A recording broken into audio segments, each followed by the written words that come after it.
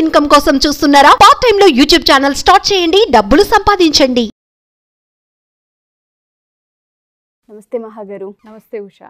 ఎక్కువ పిల్లలు మనం చూసేది ఏంటి అంటే కంపారిజన్, అండ్ దాంతోపాటు మీరు ఇలా ఉన్నారు, నువ్వు ఇలా ఉన్నావు అనేది చాలా ఎక్కువగా గిల్ట్ ఫీల్ తెచ్చేలా చేస్తూ ఉంటుంది. నువ్వు లావుగా ఉన్నావు, నువ్వు మాలా బట్టలు వేసుకోలేవు, నీకు హెయిర్ కొంచెం తక్కువగా ఉంది, మాలా స్టైల్గా రెడీ అవ్వలేవు, లేదు అంటే నీకు తగ్గట్టు బట్టలు కొనాలంటే కుట్టించాల్సిందే, దొరకవు. ఇలాంటివి ఎక్కడో పిల్లల్ని మానసికంగా ఓహో మేము ఇదా అనేలా చేస్తూ ఉంటాయి.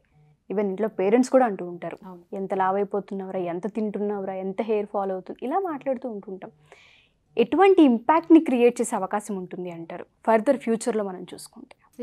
దీన్ని బాడీ షేమింగ్ అంటాం. అంటే పిల్లల్లో ఆకారాన్ని బట్టి, వాళ్ళ ఆకారాన్ని బట్టి, వాళ్ళు ఉన్న వెయిట్ బట్టి పేరెంట్స్ మనమే ఫస్ట్ పేరెంట్స్ జడ్జ్ చేసేస్తాం. ఆ జడ్జ్మెంట్ అన్నది మనకి మేబీ ఫన్ అవ్వచ్చు, మేబీ మన పిల్లలే కదా అని మనం అనుకోవచ్చు, బట్ మానసికంగా వాళ్ళు ఎంత ఆందోళన కలిగిస్తుంది అన్నది మాత్రం మర్చిపోతాం. అది చూసి ఇంట్లో ఎవరైతే సిబ్లింగ్స్ ఉంటారో, తోడబుట్టిన వాళ్ళు లేకపోతే కజిన్స్ ఉన్నవారో, వాళ్ళు అనేటప్పుడు మనం అనడంలో తప్పేముందని వాళ్ళు కూడా కంటిన్యూ చేస్తారు. ఒరే బండోడా, బక్కోడా, ఇలాంటి మాటలు వింటూ ఉంటాం. సరే నీకు ఇంత ఎక్కడ ఫస్ట్ కంపారిజన్ ఎక్కడి నుంచి స్టార్ట్ అవుతుంది అంటే తిండి దగ్గర నుంచి స్టార్ట్ అవుతుంది.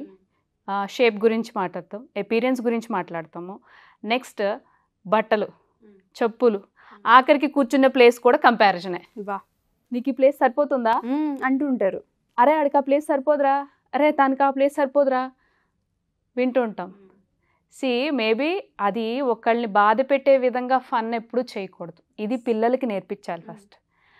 ఆనందం అన్నది, ఫన్ అన్నది నలుగురు కలిసి నవ్వుకునేది తప్ప ఎదుటి వాళ్ళని కించపరిచి వాళ్ళని బాధ పెట్టే విధంగా ఫన్ ఎప్పుడు చేయకూడదని ఫస్ట్ పాయింట్స్ పేరెంట్ నేర్పించాలి. రెండోది నెగిటివ్ కామెంట్స్. బయటికి వెళ్తూ ఉంటారు, బయటికి వెళ్ళేటప్పుడు ఫ్రెండ్స్తో తిరిగేటప్పుడు, లేకపోతే క్లాస్ రూమ్లో కూర్చుండేటప్పుడు, వరే వీడు చాలా బండోడ్రా, ఎక్కువ తింటాడ్రా, వాడి క్యారెట్ సైజ్ చూడు ఎలా ఉందో, లేకపోతే సన్నగా ఉండేటోళ్ళు, ఈమెకి ఇంత ఉంటే చాలరా, ఈ పిల్లోడికి ఇంత ఉంటే చాలరా, ఊరితే పడిపోతాడురా, ఇలాంటివి వింటూ ఉంటాం. సో ఈ షేమింగ్, బాడీ షేమింగ్ అంటే ఈధర్ సన్నగా ఉండేటోళ్ళకైనా లావుగా ఉండేటోళ్ళు, ఇలాంటి కామెంట్స్ వినేటప్పటికి వాళ్ళ మైండ్ సెట్ సబ్కాన్షియస్గా ఫిక్స్ అయిపోతారు అన్నమాట. మేము ఇంతే, మేము దేనికి పనికిరాము, మేము ఇలాగే ఉంటాము అని ఎప్పుడైతే సబ్కాన్షియస్గా ఫిక్స్ అయిపోతారో వాళ్ళు ఫర్దర్గా వెళ్ళాలనుకున్న లైఫ్లో వెళ్ళలేరు. ఒక స్టెప్ ఫార్వర్డ్గా వెళ్దాం. ఇప్పుడు బాడీ అలాగే ఉందనుకోండి, సన్నగా ఉన్నా లావుగా ఉన్నా, ఎలా ఎడ్యుకేట్ చేయాలంటే పేరెంట్స్, నువ్వు వెయిట్ అయిన గెయిన్ హెల్తీ వెయిట్, దీన్ని నువ్వు ఇంకో రకంగా బాడీ బిల్డింగ్ చేసుకోవచ్చు. ఎక్సర్సైజెస్ చెయ్యి, ఇదో హెల్తీ డైట్ ఫాలో అవ్వు, దీనివల్ల బాడీ బిల్డింగ్ అవుతుంది. నువ్వు కావాల్సిన appearance, motivation is the first thing. Okay, దాన్ని వచ్చింది వెయిట్ పుట్టాన్ అయిపోయాడు, సరే దానికి మనం పాజిటివ్ వేలో ఆలోచించాలి తప్ప దాన్ని నెగిటివ్ కామెంట్స్ పెట్టి వాళ్ళని కించపరచకూడదు ఫస్ట్. సెకండ్, వాడు తినలేదు అనుకోండి, సన్నగా ఉండేటోళ్ళు తినలేకపోతే ఏమి ఇస్తే మళ్ళీ వాడు వెయిట్ పుట్టాన్ అవుతాడు. ఫస్ట్ ఎమోషనల్గా వాళ్ళు స్ట్రాంగ్ చేయాలి. వాళ్ళ మైండ్లో నాటుకుపోయిన ఏవైతే ఉన్నాయో నెగిటివిటీ అని అంతా తీయాలి. ఇంకోటి కొత్తగా అమ్మాయిల్లో చూస్తుంటాం, మీడియా ఇన్ఫ్లుయెన్స్ ఎక్కువ ఉంటుంది. వాళ్ళు ఎలా అంటే ఆ హీరోయిన్లా ఉండాలి, ఆ హీరోల్లా ఉండాలి, అబ్బాయిల్లో కూడా చూస్తాం అలాగా కండలు పెంచాలి, బాడీ పెంచాలి అన్న ఇది ఉంటుంది. సో పెంచే ముందు అవేర్నెస్ క్రియేట్ చేయాలి. నువ్వు ఏదైతే ఫాలో అవుతున్నావో సన్నగా, అసలు పూర్తిగా తినడం మానేస్తారు, డైటింగ్ అంటారు. డైటింగ్ అంటే ఏంటి? ఏదైతే అవసరమో అది తీసుకోవాలి, మానేయమని కాదు. డైట్ అంటే మానేయాల్సింది కాదు, ఏది అవసరమో, ఎంత మోతాదులో అవసరమో, శరీరానికి ఏం కావాలో అది ఇవ్వడం డైట్ అంటే. డైట్ అనగానే మానేయడం అన్న ఇదొక ఫ్యాషన్ అయిపోయింది. అది అసలు అమ్మాయిలు తిండి మానేస్తే ఎన్ని రకాలైన అనర్థాలు అన్నది ఫస్ట్ ఎడ్యుకేట్ చేయాలి. ఎనిమిక్ అయిపోతారు, పీసీఓడి, ఇర్రెగ్యులారిటీ, వెయిట్ పుట్టాన్ అవ్వకపోతే, వెయిట్ గెయిన్ అయినా అవే ప్రాబ్లమ్స్, గ్యాస్ట్రిక్ ప్రాబ్లమ్స్, ఎసిడిటీ ఆ ఏజ్కి ఎందుకు వస్తాయి? Indigestion, first indigestion. అవసరం లేని ఫుడ్స్ అన్నీ వేస్తూ ఉంటారు, వద్దన్న ఫుడ్స్ అన్నీ వేస్తారు, కావాలన్నవన్నీ కూడా దూరం పెడుతూ ఉంటారు. వీటన్నిటి వల్ల అవేర్నెస్ క్రియేట్ చేయాలి. ఫస్ట్ ఫుడ్ అంటే ఏంటి, దాని ఇంపాక్ట్ ఎంత పడుతుంది బాడీ మీద అన్నది ఫస్ట్ అవేర్నెస్. మీడియా ఇన్ఫ్లుయెన్స్ అవన్నీ పక్కన పెట్టి వాటి వల్ల కూడా అవుతుంటుంది. అండ్ ఆడుకునేటప్పుడు, బయటికి వెళ్ళేటప్పుడు, వీడు లావుగా ఉన్నాడు, వీడు సన్నంగా ఉన్నాడు, వీడు ఆటకు పనికిరాడు, వీడు పరిగెట్టలేడు, వీడు బాల్ వేయలేడు, వీడు షటిల్ కొట్టలేడు, బ్యాడ్మింటన్లో ప్రతి విషయంలోనే. అలా కాదు, పిల్లల్ని ఎలా అంటే నువ్వు అలాంటి వాళ్ళని చూసేటప్పుడు, అలాంటి వాళ్ళు ఎవరైనా కామెంట్ చేసేటప్పుడు వాళ్ళు ఎడ్యుకేట్ చేసే విధంగా మనం బయటికి పంపించాలి. దీనివల్ల కూడా ఇది అవ్వచ్చు. అండ్ కొంతమందికి డ్రెస్సెస్ ఫిట్ అవ్వవు. డ్రెస్సెస్ ఫిట్ అవ్వనప్పుడు సన్నగా ఉండేటోళ్ళు ఏంటంటే ఈ దీంట్లో నేను బాగుండను అని కొంతమంది. లావుగా ఉండేటోళ్ళకి ఏంటంటే అందరికీ మనిషికి ఒక కోరిక ఉంటుంది. ఇప్పుడు లావుగా ఉండేటోళ్ళు స్లీవ్లెస్ వేసుకోవాలనుకుంటారు. అరే మా చేతులు ఇంత లావు కనపడతాయి మేము వేసుకోవడం. ఆ కోరిక అన్నది వాళ్ళు పెద్ద అయ్యే వరకు కూడా దాస్తారు. కొంతమంది మేము చూస్తాం కౌన్సిలింగ్ చేసేటప్పుడు వాళ్ళకి ఇష్టమైనవి ఏమైనా మిగిలిపోయే జ్ఞాపకాలంటే చిన్నప్పటి నుంచి అడిగేటప్పుడు వాళ్ళు ఏం చెప్తారంటే పలానా వయసులో నాకు ఈ డ్రెస్ వేసుకోవాలనిపించింది, నేను వేసుకోలేకపోయాను, ఆ కోరిక ఇంకా ఉంది నాకు అని అంటారు. అంటే వాళ్ళు ఎంత క్యారీ చేసుకొచ్చారు అది చిన్నప్పటి నుంచి వాళ్ళు పెద్ద అయ్యే వరకు వాళ్ళ ఆ కోరికని ఇంకా దాచిపెట్టుకున్నారన్నమాట. చూడడానికి ఇంతే కానీ దాని ఎమోషన్ ఎంత కనెక్ట్ అయి ఉంటుందంటే వాళ్ళకి ఇప్పుడు ఇచ్చినా కూడా మీ సరదా తీర్చుకుంటారంటే ఓకే అనేవాళ్ళు కూడా ఉన్నారు. అలా ఎవరినైనా చూసినప్పుడు అనిపిస్తూ ఉంటుంది నేను వేసుకోలేకపోయానన్న ఆ ఫీల్, ఆ రిగ్రెట్ ఎక్కడో ఖచ్చితంగా ఉంటుంది ఆడపిల్లలకి అయితే. అది ఏంటంటే మనకి ఎలా కావాలో మనం ఎలా ఉండాలో అన్నది అది మంచి విధంగా, అంటే it should not be harmful to others. మనం ఏంటో తెలుసు, మన బౌండరీస్ ఏంటో మనకు తెలుసు. సో ఏదైతే అనిపిస్తుందో మనకు నచ్చినట్టుగా మన జీవితంలో ఏం కావాలని ఒక్కసారైనా చేసుకొని తీరాలన్నమాట. దాన్ని క్యారీ చేయకూడదు.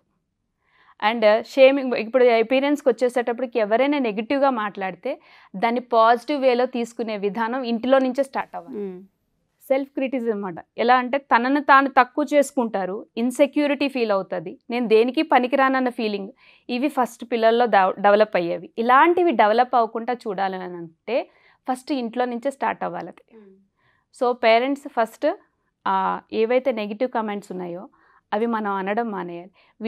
వీడికి ఇంకా కావాలి, వీడు ఎక్కువ తింటాడు, వీడికి ఇంకో సైజు బట్టలు దొరకవు, ఇలాంటి కమెంట్స్ అన్నవి మనం ఇంట్లో కానీ కట్ చేసేస్తే బయట నుంచి అన్నవి మనకు వినిపించవు. అండ్ ఫుడ్ కానీ తక్కువ తీసుకునేటట్టుగా అయితే దానివల్ల వచ్చే హార్మ్ఫుల్నెస్ ఏంటి అన్నది పిల్లలకి చెప్పగలితే, అవేర్నెస్ క్రియేట్ చేయగలితే, ఈ బాడీ వెయిట్ పుట్టాన్ అయిపోయామన్న సబ్కాన్షియస్గా ఫిక్స్ అయ్యారు చూడండి, దాంట్లోంచి బయటపడడానికి ఛాన్సెస్ ఉంటాయి. చాలామంది ఏంటంటే మీరు అన్నట్టుగానే ఒక్కొక్కరికి ఒక్కొక్క డ్రెస్ వేసుకోవాలని ఉంటుంది.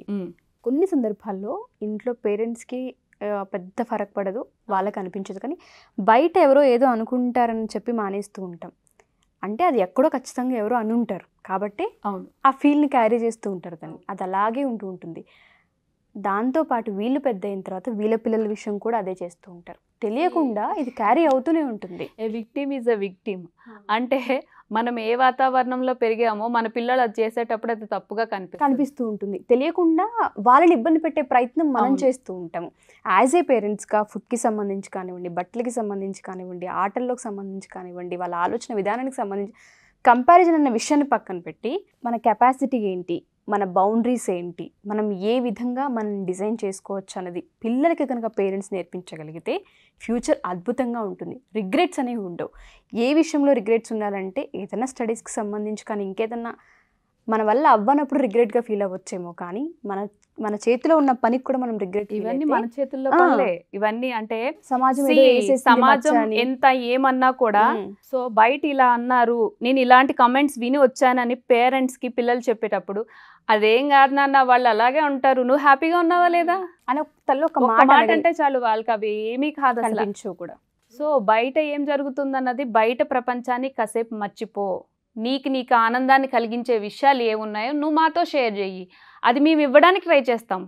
మా దాంట్లో ఉండేటప్పుడు ఒకసారి అంత ఎక్స్పోజర్ పిల్లలకి పేరెంట్స్కి మధ్య ఆ ర్యాపో బిల్డప్ అయినప్పుడు వాళ్ళ అండర్స్టాండింగ్ మాటల్లా అక్కర్లేదు, చూపు సైకిల్తో సరిపోతాయి అవి. థ్యాంక్ యూ సో మచ్ మహాగారు. ఇది పేరెంట్స్కి అండ్ పిల్లలకి ఎడ్యుకేటెడ్కి సంబంధించి ఎడ్యుకేట్ అవ్వాల్సిన విషయం ఇది. Thanks a lot. ఎందుకంటే బాడీ షేమింగ్ గురించి ఇవాళ రోజుల్లో ఒకప్పటి కంటే కూడా ఇవాళ ఎక్కువైందనే చెప్పుకోవాలి. ఎందుకంటే కొన్ని కారణాల వల్ల చిన్న వయసు పిల్లలే వెయిట్ పుటాన్ అవ్వడం, లేదంటే లీన్గా ఉండడం, లేదా బట్టల విషయంలో కొంత కంఫర్ట్ లేక వాళ్ళ కంఫర్ట్కి తగ్గట్టు వేసుకున్నా కానీ అవతల వాళ్ళు దాన్ని ఇంకోలా ఏడిపించడం, బుల్లింగ్ చేస్తూ ఉంటారు. దానివల్ల పిల్లలు మానసికంగా ఒత్తిడికి గురవుతారు. ఇది చెప్పడం వల్ల పేరెంట్స్ కూడా ఎక్కడో ఆలోచించే అవకాశం కనిపిస్తుంది. Thank you ma'am. Thank you so much.